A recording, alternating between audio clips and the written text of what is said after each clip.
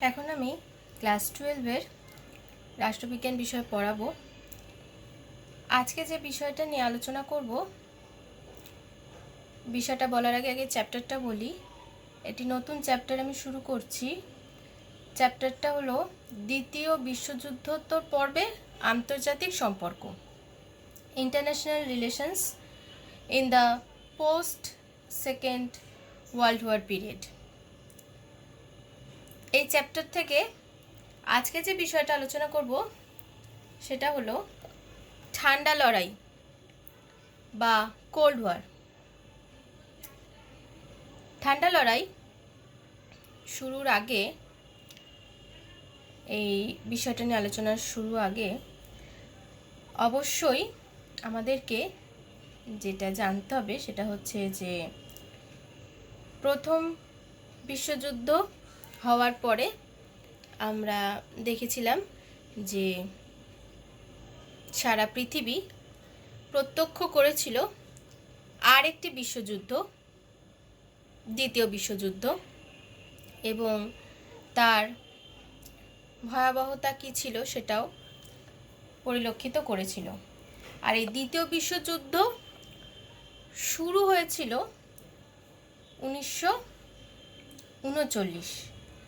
1939 থেকে চলেছিল 1945 সাল পর্যন্ত। তো দ্বিতীয় বিশ্বযুদ্ধের শেষ হওয়ার পরে যে প্রায় 4.5 দশক, এই সময়টাতে দেখা যায় যে বিশ্ব রাজনীতি তথা আন্তর্জাতিক সম্পর্কে যাবতীয় গুরুত্বপূর্ণ সমস্যা ও যে ঘটনাগুলো ঘটে সেই সমস্ত ঘটনাবলীকে ঠান্ডা লড়াইয়ের প্রেক্ষিতে বিচার বিশ্লেষণ করা হতো।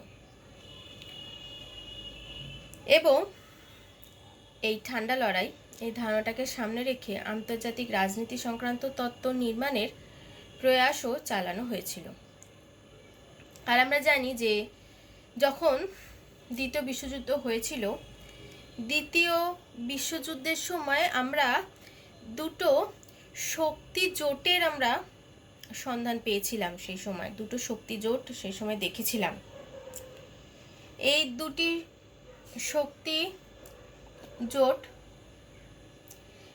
শক্তি জোটের মধ্যেই বিধ্বংসী যুদ্ধ বেঁধেছিল।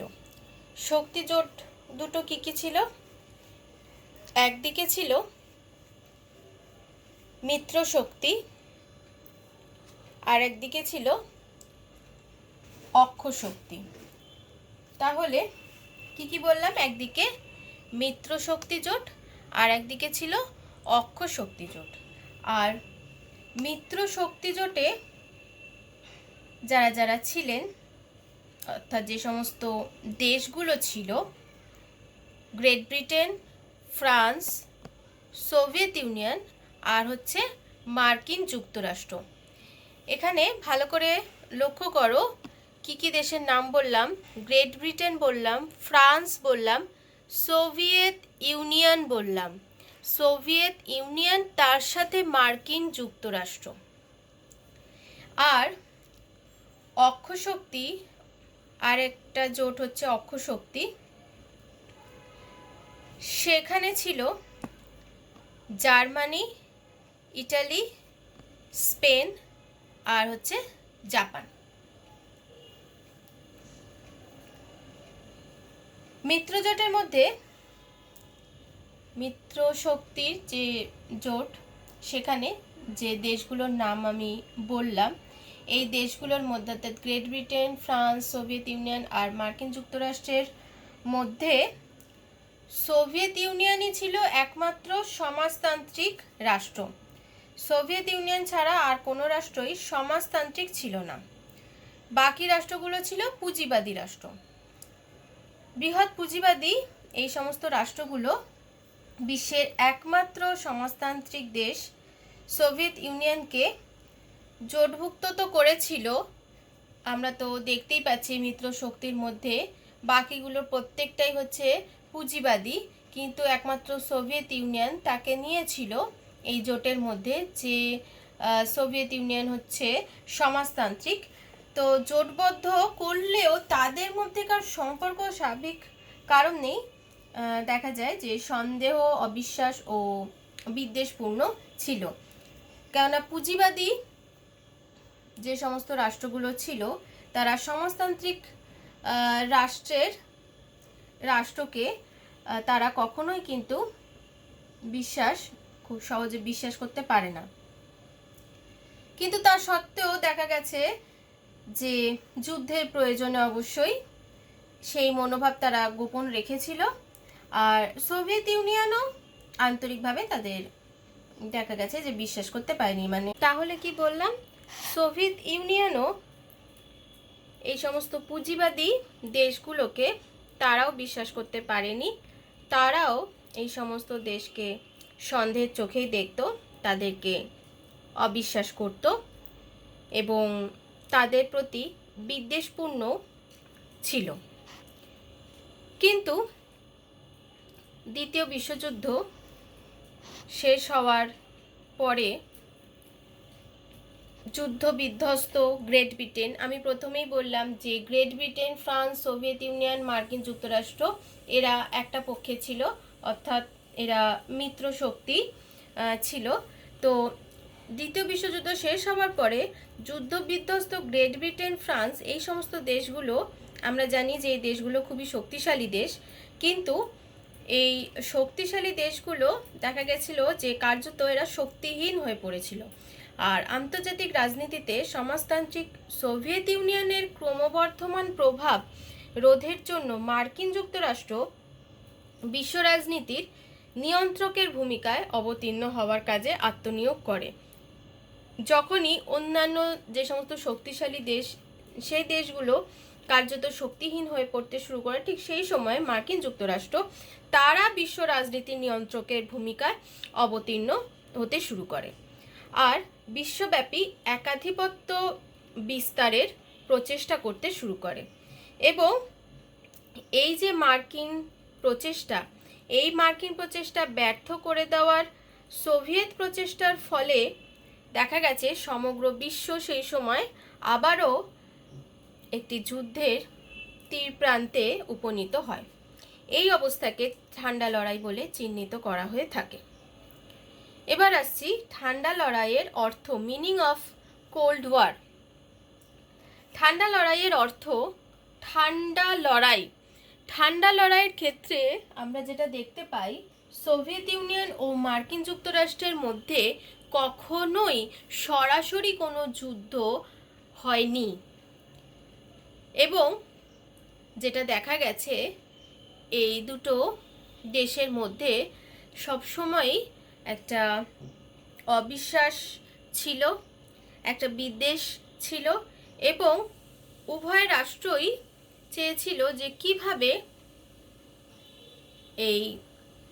তারা অপর পক্ষকে তারা কিভাবে দমিয়ে রাখতে পারবে, তারা তাদেরকে নিয়ন্ত্রণে রাখতে পারবে। এবং যে কারণেই দেখা গেছে যে সরাসরি কখনোই তারা যুদ্ধে অবতীর্ণ হয়নি এই দুটি দেশ, অর্থাৎ সোভিয়েত ইউনিয়ন আর মার্কিন যুক্তরাষ্ট্র সরাসরি কখনোই তারা যুদ্ধে অবতীর্ণ হয়নি, কিন্তু সবসময়ই একটা যুদ্ধের পরিস্থিতি, একটা উত্তেজনাপূর্ণ পরিস্থিতি সবসময়ই বজায় ছিল।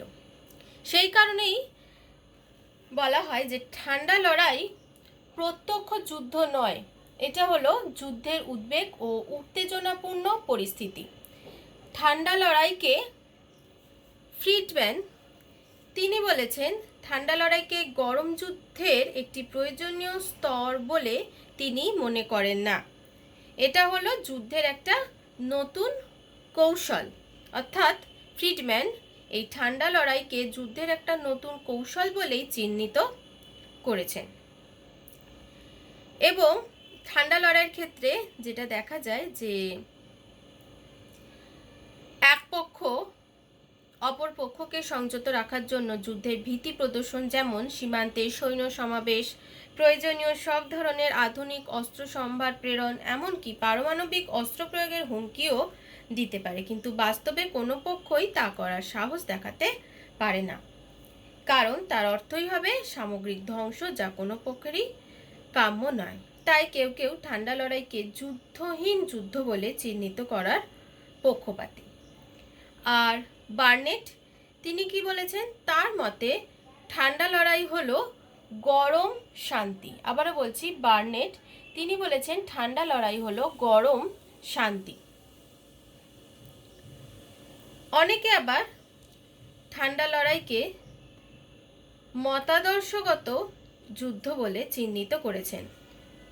ওয়াল্টার রেমন্ডের মতে ঠান্ডা লড়াই হলো সোভিয়েত ইউনিয়ন ও মার্কিন যুক্তরাষ্ট্রের মধ্যে মতাদর্শগত প্রতিদ্বন্দ্বিতার এমন এক পরিস্থিতি যেখানে প্রকৃত যুদ্ধে অবতীর্ণ না হয়েও অত্যন্ত বিরোধিতাপূর্ণ পরিবেশের মধ্যে কূটনৈতিক সম্পর্ক বজায় রাখা হয়। প্রায় একই রকম অভিমত ব্যক্ত করেছেন জোসেফ ফ্রাঙ্কেলও। তিনি বলছেন তার মতে ঠান্ডা লড়াই বলতে সাম্যবাদ ও গণতান্ত্রিক মতাদর্শ এবং সেগুলির প্রবক্তা যথাক্রমে সোভিয়েত ইউনিয়ন ও মার্কিন যুক্তরাষ্ট্রের মধ্যেকার বিরোধের সঙ্গে জড়িত যাবতীয় ঘটনাকে বোঝায়। আবারও বলছি, মার্কিন যুক্তরাষ্ট্র এবং সোভিয়েত ইউনিয়নের মতাদর্শ একদমই আলাদা ছিল। মার্কিন যুক্তরাষ্ট্র ছিল পুঁজিবাদী রাষ্ট্র আর সোভিয়েত ইউনিয়ন ছিল সমাজতান্ত্রিক রাষ্ট্র। তো যেটা দেখা যায় যে সোভিয়েত ইউনিয়ন ও মার্কিন যুক্তরাষ্ট্রের মধ্যেকার যে বিরোধ, সেই বিরোধকে এককভাবে যুদ্ধের কিংবা শান্তির অবস্থা বলে কখনোই চিহ্নিত করা যায় না। অর্থাৎ সরাসরি আমরা দেখতে পাচ্ছি যে সেখানে যুদ্ধও হচ্ছে না, আবার কোথাও কখনো শান্তিও প্রতিষ্ঠিত হচ্ছে না। কেবল পারস্পরিক বোঝাপড়া কিংবা বলপ্রয়োগের মাধ্যমে এরম ধরনের বিরোধের নিষ্পত্তি করাও সম্ভব নয়। জোসেফ ফ্রাঙ্কেল ষোড়শ ও সপ্তদশ শতাব্দীতে ইউরোপে অনুষ্ঠিত ধর্মীয় বিরোধের সঙ্গে দ্বিতীয় বিশ্বযুদ্ধোত্তর মতাদর্শগত বিরোধের তুলনা করেছেন। এই যে আলোচনাগুলো করলাম তার ভিত্তিতে ঠান্ডা লড়াইয়ের একটা মোটামুটি গ্রহণযোগ্য একটা সংজ্ঞা নির্দেশ করা যেতে পারে।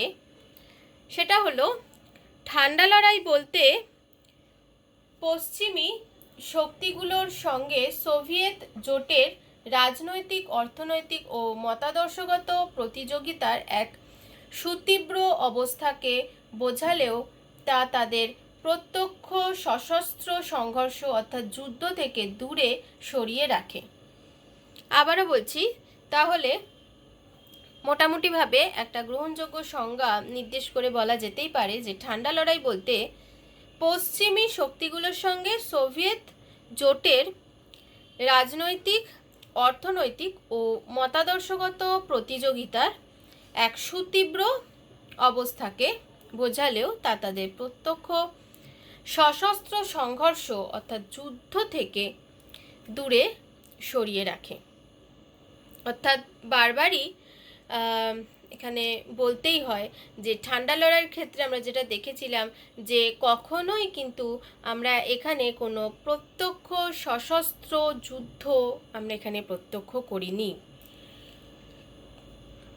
এবার আসছি ঠান্ডা লড়াই এই কথাটার উৎপত্তি, কথাটা কখন কে চালু করেছিলেন। ঠান্ডা লড়াই কথাটা কখন থেকে চালু হয়েছিল বা কে চালু করেছিলেন এটা এখনও সুস্পষ্ট ও সুনির্দিষ্টভাবে বলা যায় না। অর্থাৎ এটা সুস্পষ্ট ও সুনির্দিষ্টভাবে বলা খুবই কঠিন। তবে সাধারণভাবে মনে করা হয় একজন মার্কিন সাংবাদিক ওয়াল্টার লিপম্যান প্রথম এই কথাটি প্রয়োগ করেছিলেন। 1948 সালে 24শে অক্টোবর বার্নার্ড বারুচ তিনি ঠান্ডা লড়াই কথাটি প্রয়োগ করেছিলেন। নিজের দাবি সুপ্রতিষ্ঠিত করার জন্য সোপ সালের 10ই মে একটি পত্রের মাধ্যমে লিপম্যানকে জানান যে 1939 থেকে 1940 সালের মধ্যে ঠান্ডা লড়াইয়ের ধারণাটি নিয়ে তিনিই প্রথম ভাবনা চিন্তা শুরু করেন। ওই সময় সমগ্র আমেরিকায় যুদ্ধবিরোধী মনোভাব তীব্র আকার ধারণ করেছিল, তাই তিনি গরম লড়াইয়ের বিপরীত ধারণা হিসেবে ঠান্ডা লড়াই কথাটি প্রয়োগ করেন। 1947 সাল থেকে ঠান্ডা লড়াই কথাটি ব্যাপকভাবে ব্যবহৃত হতে থাকে। 1955 সালের 18ই জুলাই জেনেভা সম্মেলনের উদ্বোধনী ভাষণে সোভিয়েত ইউনিয়নের তদানীন্তন উপপ্রধানমন্ত্রী নিকোলাই বুলগানিনো মার্কিন, ব্রিটিশ ও ফরাসি প্রতিনিধিদের সামনেই ঠান্ডা লড়াই কথাটি প্রয়োগ করেছিলেন। এবার আসছি ঠান্ডা লড়াইয়ের প্রেক্ষিত। দ্বিতীয় বিশ্বযুদ্ধের পরবর্তী সময়ে থেকে আমরা তো দেখলামই যে ঠান্ডা লড়াই শুরু হয়েছে, কিন্তু ঠান্ডা লড়াই দ্বিতীয় বিশ্বযুদ্ধের পরবর্তী সময় থেকে শুরু হলেও তার উৎস খুঁজে পাওয়া গেছে প্রথম বিশ্বযুদ্ধের শেষ দিক থেকেই। আবারও বলছি, দ্বিতীয় বিশ্বযুদ্ধের পর থেকে ঠান্ডা লড়াই শুরু হলেও তার উৎস খুঁজে পাওয়া যায় প্রথম বিশ্বযুদ্ধের শেষ দিক থেকেই। 1914 সালের 28শে জুলাই প্রথম বিশ্বযুদ্ধ শুরু হয়েছিল এবং তার আনুষ্ঠানিক পরিসমাপ্তি ঘটেছিল 1919 সালের 28শে জুন ভার্সাই চুক্তি সম্পাদনের দিনটিতে। এবং 1919 সালের প্রথম বিশ্বযুদ্ধ শেষ হয়েছিল, কিন্তু তার আগেই অর্থাৎ 1917 সালে রাশিয়ায় বলশেভিক পার্টির নেতৃত্বে অক্টোবর সমাজতান্ত্রিক বিপ্লব সাফল্যমণ্ডিত হলে বিশ্বের প্রথম সমাজতান্ত্রিক রাষ্ট্রের আবির্ভাব ঘটে, আর এই রাষ্ট্রটার নাম হয় সোভিয়েত ইউনিয়ন। অর্থাৎ 1917 সালে রাশিয়ায় বলশেভিক পার্টির নেতৃত্বে অক্টোবর সমাজতান্ত্রিক বিপ্লবের মাধ্যমেই বিশ্বের প্রথম সমাজতান্ত্রিক রাষ্ট্রের আবির্ভাব ঘটেছিল, যে সমাজতান্ত্রিক রাষ্ট্রটাকে আমরা সোভিয়েত ইউনিয়ন নামেই চিনে থাকি। এরপর থেকেই মার্কিন যুক্তরাষ্ট্র ও সোভিয়েত ইউনিয়নের মধ্যে পারস্পরিক অবিশ্বাস, চাপা উত্তেজনা প্রভৃতি চলতে থাকে এবং তখন কেউই আনুষ্ঠানিকভাবে সেই অবস্থাকে ঠান্ডা লড়াই বলে ঘোষণা করেননি, কিন্তু কার্যত ওই সময় থেকেই এরূপ লড়াই যে শুরু হয়েছিল সে বিষয়ে সন্দেহের কোনো অবকাশ নেই। উদাহরণ হিসেবে বলা যায়, তখনকার মার্কিন রাষ্ট্রপতি উইড্রো উইলসন 1917 সালের 2 এপ্রিল মার্কিন কংগ্রেসের সামনে ঘোষণা করেছিলেন যে রাজনৈতিক স্বাধীনতার পরীক্ষিত ভিত্তির ওপরেই শান্তি প্রতিষ্ঠিত করতে হবে। অন্যদিকে সোভিয়েত ইউনিয়নের অন্যতম শীর্ষস্থানীয় নেতা ট্রটস্কি সোভিয়েতগুলির কংগ্রেসে বলেছিলেন, হয় রাশিয়ার বিপ্লবকে ইউরোপে একটি বৈপ্লবিক আন্দোলন গড়ে তুলতে হবে, তা না হলে ইউরোপীয় শক্তিগুলি রুশ বিপ্লবকে ধ্বংস করে দেবে। তার এই যে বক্তব্য, এটা কতখানি সঠিক ছিল তার প্রমাণ পাওয়া যায় 1918 সালে বিশ্বের সদ্যজাত প্রথম সমাজতান্ত্রিক রাষ্ট্রটিকে যখন দেখা গেছে যে সমস্ত পশ্চিমী রাষ্ট্রগুলো আছে তারা এই রাষ্ট্রটাকে ধ্বংস করে দেওয়ার উদ্দেশ্যে সশস্ত্র সৈন্যবাহিনী প্রেরণ করেছিল, কিন্তু তারপরে দেখা গেছে এই রাষ্ট্রটি অর্থাৎ সোভিয়েত ইউনিয়ন সব কিছু প্রতিবন্ধকতাকে এড়িয়ে তারা তাদের নিজেদের অস্তিত্ব শেষমেশ টিকিয়ে রাখতে সক্ষম হয়েছিল। আর এরপর থেকে বিশ্ব রাজনীতির বিষয়ে সোভিয়েত ইউনিয়ন বিশেষ উৎসাহ দেখানোর পরিবর্তে দেখা গেছে যে তারা তাদের নিজেদের ভিত্তিটাকে কিভাবে সুদৃঢ় করা যায়, কিভাবে শক্তিশালী করা যায়, সেটা ওপরেই তারা বেশি আলোকপাত করেছিল এবং সেই কাজেই তারা আত্মনিয়োগ করেছিল। এরপর আসছি ঠান্ডা লড়াইয়ের উৎপত্তির কারণ। ঠান্ডা লড়াইয়ের উৎপত্তির কারণ এখানে আমরা 3 ধরনের অভিমত পেয়ে থাকি। এই অভিমতগুলোকে আবারও বলছি 3টে ভাগে ভাগ করে আলোচনা করা যেতে পারে। অভিমতগুলো কি কি? অভিমতগুলো হলো সাবেকি গোড়া অভিমত, সংশোধনবাদী অভিমত আর বিকল্প অভিমত। প্রথমে আসছি সাবেকি গোড়া অভিমত। ঠান্ডা লড়াইয়ের উৎপত্তি কেন হলো? ঠান্ডা লড়াইয়ের উৎপত্তির পেছনে প্রধান কারণ কি ছিল? এটা চিহ্নিত করতে গিয়ে মার্কিন সরকার ও আন্তর্জাতিক সম্পর্ক বিষয়ে মার্কিন পণ্ডিতরা যে অভিমত প্রদান করেছেন তাকে সাবেকি গোড়া অভিমত হিসেবে চিহ্নিত করা হয়। তারা যে মতটা তুলে ধরেছিলেন সেখানে বলা হয় যে কমিউনিস্ট আগ্রাসনের বিরুদ্ধে ঠান্ডা লড়াই ছিল স্বাধীন মানুষদের একটি সাহসী ও প্রয়োজনীয় জবাব। দ্বিতীয় বিশ্বযুদ্ধের সময় মিত্র শক্তিবর্গের মধ্যে পারস্পরিক সহযোগিতার যে সম্পর্ক গড়ে উঠেছিল, একেবারে যুদ্ধের শেষ দিকে সোভিয়েত ইউনিয়ন দেখা গেছে, বিশেষত ওই দেশের যিনি প্রধানমন্ত্রী ছিলেন স্তালিন, তার কার্যকলাপের ফলেই সেই সম্পর্কটা শেষ দিকে ভেঙে যেতে শুরু করে। আর এর ফলেই দেশগুলোর মধ্যে পারস্পরিক সন্দেহ, ঘৃণা, এমনকি এমন একটা উত্তেজনা সৃষ্টি হয় যেটা শেষ পর্যন্ত ঠান্ডা লড়াইয়ের জন্ম দেয়। ঠান্ডা লড়াইয়ের সাবেকি মতের প্রবক্তারা স্তালিনের বিরুদ্ধে মূলত যে সমস্ত অভিযোগগুলো করেছিলেন সেগুলো হচ্ছে যে স্তালিন তিনি পাশ্চাত্য গণতন্ত্র বিরোধী এবং কমিউনিস্ট মতবাদের একদম কট্টর প্রবক্তা ছিলেন। তাই তিনি পুঁজিবাদী গণতন্ত্র এবং পুঁজিবাদকে ধ্বংস করার জন্য সবসময়ই এবং সর্বতভাবে আত্মনিয়োগ করেছিলেন। 1945 সালে অনুষ্ঠিত ইয়াল্টা সম্মেলনে প্রদত্ত প্রতিশ্রুতি ভঙ্গ করার অভিযোগও স্তালিনের বিরুদ্ধে আনা হয়েছিল। চেকোস্লোভাকিয়ার সোভিয়েত অনুগত সরকার প্রতিষ্ঠার উদ্দেশ্যে তারই নেপথ্যে ভূমিকার জন্য কুদেতা মাধ্যমে অর্থাৎ বলপূর্বক আকস্মিকভাবে সরকারের পরিবর্তন ঘটেছিল। সামরিক কার্যকলাপ অনুসরণের মাধ্যমে ফ্রান্স ও ইটালির ক্ষমতাসীন সরকারগুলোকে উৎখাত করার জন্য স্তালিন ওই দুটি দেশের কমিউনিস্টদের প্ররোচিত করেছিলেন।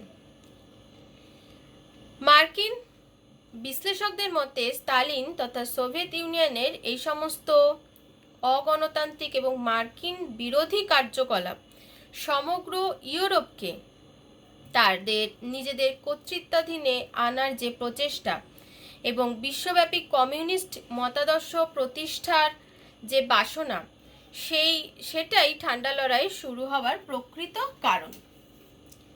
এটা সাবেকি গোড়া অভিমত যারা দিয়েছেন তাদের অভিমত। এরপর আসছি সংশোধনবাদী অভিমত, অর্থাৎ সংশোধনবাদী যারা ছিলেন তাদের কি অভিমত ছিল? তারা সম্পূর্ণ বিপরীত অভিমত ব্যক্ত করেছেন।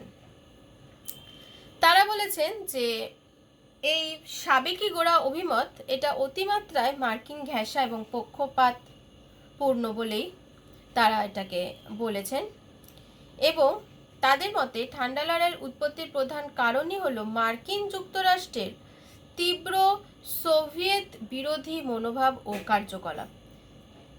ঠান্ডা লড়াই শুরু হওয়ার পেছনে সোভিয়েত ইউনিয়নের বিশেষ কোনো দায়দায়িত্ব ছিল না। 1945 সাল থেকে 1947 সাল পর্যন্ত মার্কিন যুক্তরাষ্ট্র এবং কিছুটা পরিমাণে গ্রেট ব্রিটেন ও ফ্রান্সের মতো ইউরোপীয় শক্তিগুলো কমিউনিস্ট ভীতির কারণে তারা কিছু কর্মসূচি তারা অযৌক্তিকভাবে গ্রহণ করেছিল। আর এই অবস্থায় নিজেদের অস্তিত্ব টিকিয়ে রাখার জন্য সোভিয়েত ইউনিয়নকেও পাল্টা কিছু কিছু কঠোর নীতি তাদেরকেও গ্রহণ করতে হয়েছিল এছাড়া আর কোনো অন্য পথ তাদের সামনে খোলা ছিল না। এরপর আসছি বিকল্প অভিমত যারা ব্যক্ত করেছেন। তারা বলছেন যে সাবেকি গোড়া অভিমত আর সংশোধনবাদী অভিমত কোনোটাকেই সম্পূর্ণ সঠিক বলে মেনে নেওয়া যায় না। তাদের মতে মার্কিন যুক্তরাষ্ট্র ও সোভিয়েত ইউনিয়নের নেতৃবৃন্দের ব্যক্তিত্ব কিংবা দুটি দেশের রাজনৈতিক অর্থনৈতিক ব্যবস্থা ঠান্ডা লড়াইয়ের উৎপত্তির কারণ নয়। ওই দুটো দেশের রাষ্ট্র ব্যবস্থা যুদ্ধ পরবর্তী সময়ে দুটি বৃহৎ শক্তির বিষয়গত অবস্থা এবং সোভিয়েত ইউনিয়ন ও মার্কিন যুক্তরাষ্ট্রের রাজনীতি ও পররাষ্ট্রনীতির আপাতদৃষ্ট প্রকৃতি ও ঐতিহাসিক ধরন ঠান্ডা লড়াইয়ের জন্ম দিয়েছিল। যুদ্ধ শেষ হওয়ার সময় অর্থাৎ 1945 সালে ওই দুটো বৃহৎ শক্তিধর রাষ্ট্রের প্রত্যেকেই চেয়েছিল যে সমগ্র বিশ্বের অন্তত অর্ধাংশের ওপর নিজেদের কর্তৃত্ব, নিজেদের নিয়ন্ত্রণ প্রতিষ্ঠা করতে, এবং নিয়ন্ত্রণ প্রতিষ্ঠা করতে সক্ষম হয়েছিল।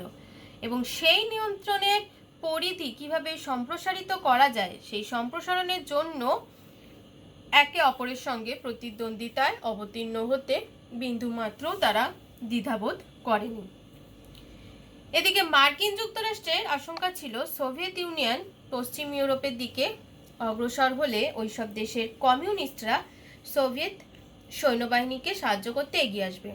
তাই মার্কিন যুক্তরাষ্ট্র পশ্চিম ইউরোপের দেশগুলোর ওপর নিজের নিয়ন্ত্রণ বিস্তারের মাধ্যমে সোভিয়েত ইউনিয়নের অগ্রসর হওয়ার পথ বন্ধ করে দিতে সক্ষম হয়েছিল। এইভাবেই সর্বপ্রথম ইউরোপে ঠান্ডা লড়াইয়ের সূত্রপাত ঘটেছিল।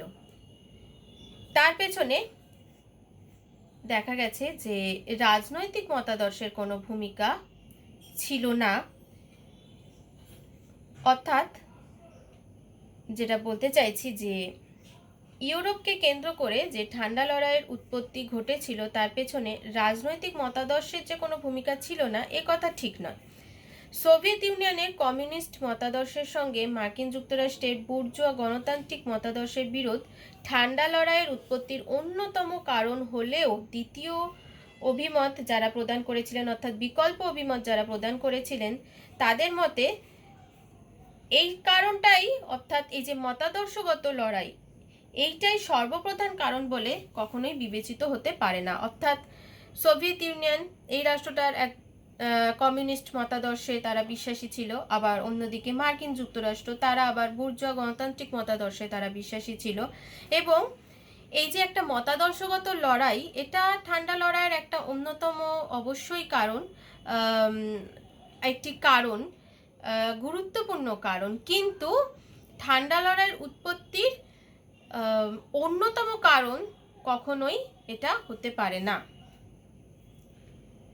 দ্বিতীয় বিশ্বযুদ্ধ চলাকালীন অবস্থায় মার্কিন যুক্তরাষ্ট্রের কিছু কিছু কার্যকলাপ সোভিয়েত ইউনিয়নের বিরূপ মনোভাবকে বাড়িয়ে তুলেছিল। এরপর বেশ কিছু ঘটনা এমন পরপর ঘটতে থাকে যার ফলে উভয় রাষ্ট্রের মধ্যেই সম্পর্কে অবনতি ঘটতে শুরু করে। এই সমস্ত ঘটনার মধ্যে মার্শাল পরিকল্পনার কথা অবশ্যই বলতে হয়। ইউরোপের অর্থনৈতিক পুনরুজ্জীবনের জন্য 1948 সালের এপ্রিল মাস থেকে ওই পরিকল্পনা কার্যকর করা হয়। কিন্তু ওই পরিকল্পনা অনুযায়ী সাহায্যদানের ক্ষেত্রে সোভিয়েত ইউনিয়ন এবং তার নিয়ন্ত্রণাধীন যে সমস্ত দেশগুলো ছিল তাদেরকে বাদ দিয়ে দেওয়া হয়। এই ধরনের আচরণ মার্কিন মনোভাব সম্পর্কে সোভিয়েত ইউনিয়নের মধ্যে আরও সন্দেহ জাগে। সোভিয়েত ইউনিয়নের সন্দেহ অতিমাত্রায় বৃদ্ধি পেয়েছিল।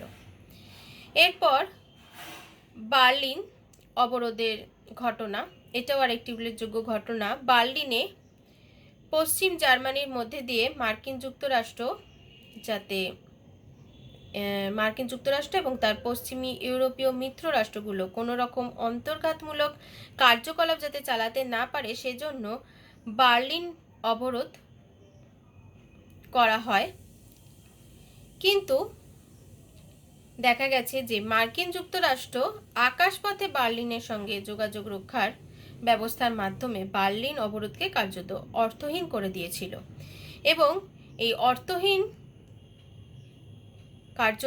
এই বার্লিন অবরোধকে অর্থহীন প্রতিপন্ন করতে চাইলে মার্কিন মনোভাব সম্পর্কে সোভিয়েত প্রশাসনের একটা বিরূপ প্রতিক্রিয়া সেক্ষেত্রে দেখা গিয়েছিল। এরকম অবস্থায় সোভিয়েত ইউনিয়নকে চারদিক থেকে ঘিরে ফেলার উদ্দেশ্যেই 1949 সালের 4 এপ্রিল মার্কিন যুক্তরাষ্ট্রের উদ্যোগে উত্তর আটলান্টিক চুক্তি সংস্থা বা ন্যাটো, যেটাকে বলা হয় নর্থ আটলান্টিক ট্রিটি অর্গানাইজেশন, গঠিত হলে সোভিয়েত সন্দেহ আশঙ্কা সত্য বলে প্রমাণিত হয় এবং এইসব ঘটনা বিশ্লেষণ করে দ্বিতীয় মতের প্রবক্তারা এই সিদ্ধান্তেই তারা উপনীত হয়েছিলেন যে ঠান্ডা লড়াইয়ের উৎপত্তির সর্বপ্রধান কারণই ছিল সোভিয়েত ইউনিয়ন এবং মার্কিন যুক্তরাষ্ট্র। এই দুটো রাষ্ট্রের মধ্যে অবিশ্বাস, প্রত্যেকটা ক্ষেত্রেই যে ঘটনাগুলোর কথা আমি বললাম প্রত্যেকটা ক্ষেত্রেই অবিশ্বাস তৈরি হয়েছিল আর ভুল বোঝাবুঝি তৈরি হয়েছিল এবং যেটা দেখা গেছে যে এই অবিশ্বাস থেকেই উভয় পক্ষই তারা চেয়েছিল যে কিভাবে তারা তাদের নিজেদের কর্তৃত্বটাকে আরও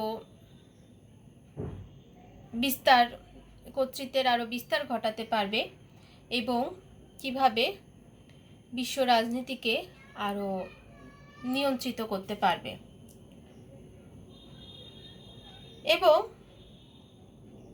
ঠান্ডা লড়াইয়ের উৎপত্তির পেছনে যে সমস্ত কারণ রয়েছে তার মধ্যে মতাদর্শগত কারণ, এই কারণটাকেও আরেকটি যেটা বললামই যে